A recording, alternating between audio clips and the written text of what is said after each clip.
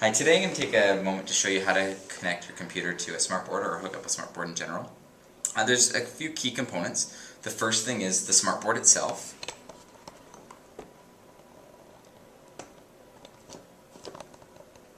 We then need to interface it and get video to it, so we're going to need two pieces for that, which is going to be the laptop computer and maybe an appropriate adapter if necessary. The data projector or a data projector of some kind. And the data projector comes with a couple of cables, so one is going to be to get video into the projector and also to provide it power. So what we're going to do now is actually hook up the projector. It's pretty straightforward. We're going to start by providing it with power, because obviously it needs power to run. So at the back here you can see there's an input, and that's going to be where I have my power to plug in. I'll obviously make sure this is plugged into the wall or the floor, and make sure it's not a tripping hazard for the students in your class. So I'll plug that in there now. That should be fine.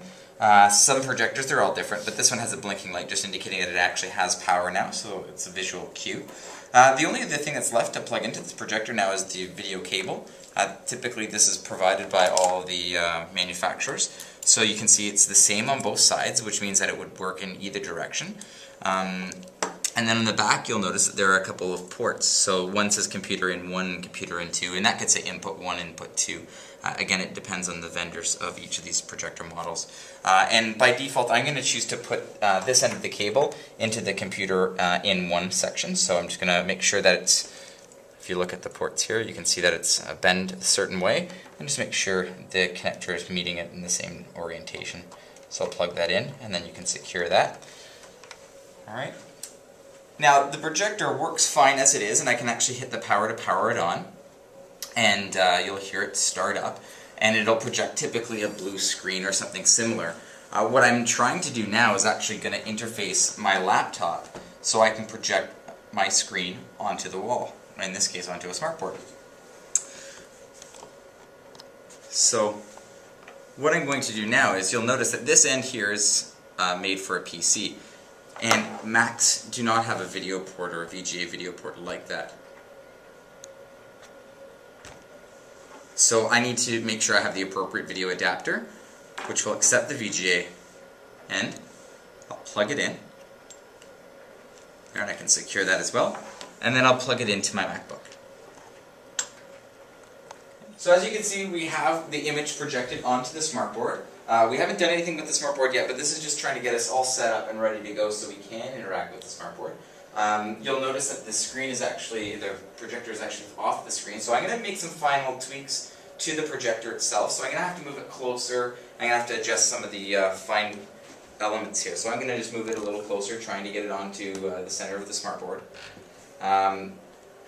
Move it a little closer as well. It's still a little too high. There's a zoom function on this data projector, which I'm using to make it a little closer. And as you can see, it's actually really quite fuzzy. So to fix that, there's a fine adjustment here, which will change the focus. So now you can see that what is on my screen here is the same thing that I'm seeing up there. Again, I have no touch functionality on this board. This does nothing. All I've done is projected my image from here to the smartboard itself. So obviously the last element now is to actually make the smartboard smart by actually connecting it to my computer, and we'll do that next. Step to connecting the smartboard to the computer is actually connecting the cable from the smartboard to the computer. So on every smartboard the configuration could be a little bit different, but there's always a USB cable coming from the from the smartboard, enabling us to connect it to a computer. If you have a wall-mounted version, it will be coming probably from the side down the wall. If you have a rear projection one, sometimes it comes off from the side from a tray. In this case, this one's actually coming from our speakers section. What I'm going to ask you to take notice is that there's a light here telling you the status of the smartboard. There is no light here, so once I actually provide power to the smartboard, which is through connecting it by USB, the status will change. And also, the lights on the pen tray will also change. So you will see these change as well. So what I'm going to do now is actually going to connect the cable into the USB port on my MacBook.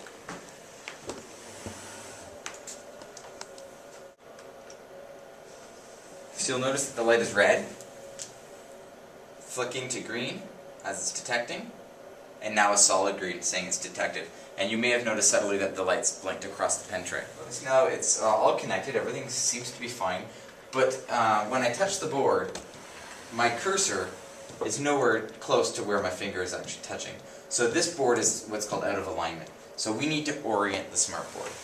There's a variety of ways to orient a smartboard. The easiest and quickest method to do so is to use the two buttons that are at the front of the smartboard, which is a keyboard and a right-click button. So if you hit those two together, you will bring up the smartboard orientation menu, at which point you will go and touch in the center of the target and release. Touch and release. What you're doing is you're making a contact because there's two layers of material, and in between there is air, and every time I press, I'm pressing the air out of the way to make that contact happen. And now I've done my 9-point calibration. You'll notice now when I touch, you will see that the cursor follows my finger. So now I've got an oriented smartboard. An alternative method to orientating your smartboard is, you'll notice Smartboard Tools is running and there's a little flyout on the left hand side here. I can touch the flyout, or I could be doing this on my laptop itself, and use the Welcome Center. And once I'm in the Welcome Center, I can click on Orient here.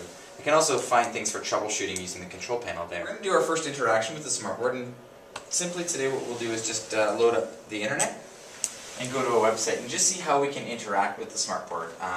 I can scroll up and down on the page using the scroll bar here, so my finger is actually effectively turned into a mouse. I may also want to point out things on this page, maybe talk about some of the people here who have featured Animoto. And an easy way to do that would be maybe to take use of the pen tray. What the pen tray consists of is 4 pens that are color-coded that allow me to interact in what's called a digital ink layer. So we'll pay attention to what happens here as I pick up a pen, and also what happens up around the screen once I pick the pen up. So I'm going to pick up the red pen first in this example, so there it is. And what you'll notice is there's an ink layer that has come around this. It actually acts like a transparency. It'll go around the perimeter of the page, and in the top right you'll even notice that I could close the ink layer, take a camera picture, create a new ink layer. What I can effectively do now, I have the red pen selected, and the pen tray with its light has shown me that I have the red pen selected, and I can just write somewhere, or I can maybe make a circle around something. Okay? Once I return the pen to the pen tray, the lights go off, and I can pick up a new pen, so I can pick up the green pen now, and I'll effectively be writing in green. Now, it's interesting to note that there's no technology in the pen itself. In fact, if I pick up the red pen next, and I write with the green pen, I still get red. And that's because the active color, or the active light, is denoting what color I'll be writing in. So I have the active light as red. Now when I replace the red in here, green will be activated, and I could write with green, or I could choose to put it away. Much similar to the pens, the eraser functions in the same way. I pick up the eraser, and I can erase things. Okay, so there it is. Now that we've marked up this page, this might be something that I'd be interested in keeping, maybe a class note or something like that. And it's very easy for me to make a copy of this, and I'll save the ink layer by just hitting the camera up here, and it'll capture a screenshot of it. And you'll notice down below here that Smart Notebook is loading up. Okay. And in the meantime, I'm also going to close this ink layer. I don't need this anymore. I'm done working with this. So I just hit the X to close the ink layer.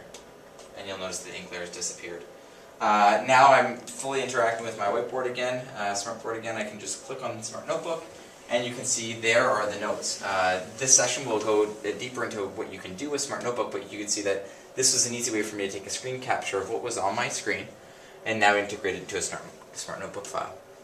Another option could have been that we actually didn't want to save this ink. So what I can do is I can put the pen down, I can pick up the eraser, and I can just choose to erase a section or all the pieces that I didn't want.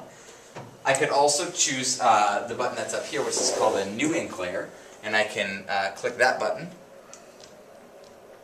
and that will clear the ink layer. And maybe I'll just write again here to illustrate one last thing.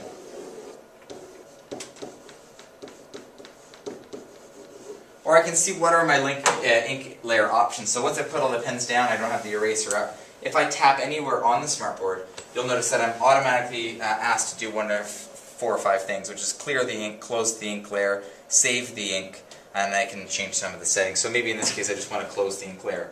And now that the ink layer is closed, you'll notice that it says, oh, if you made a mistake you can restore it.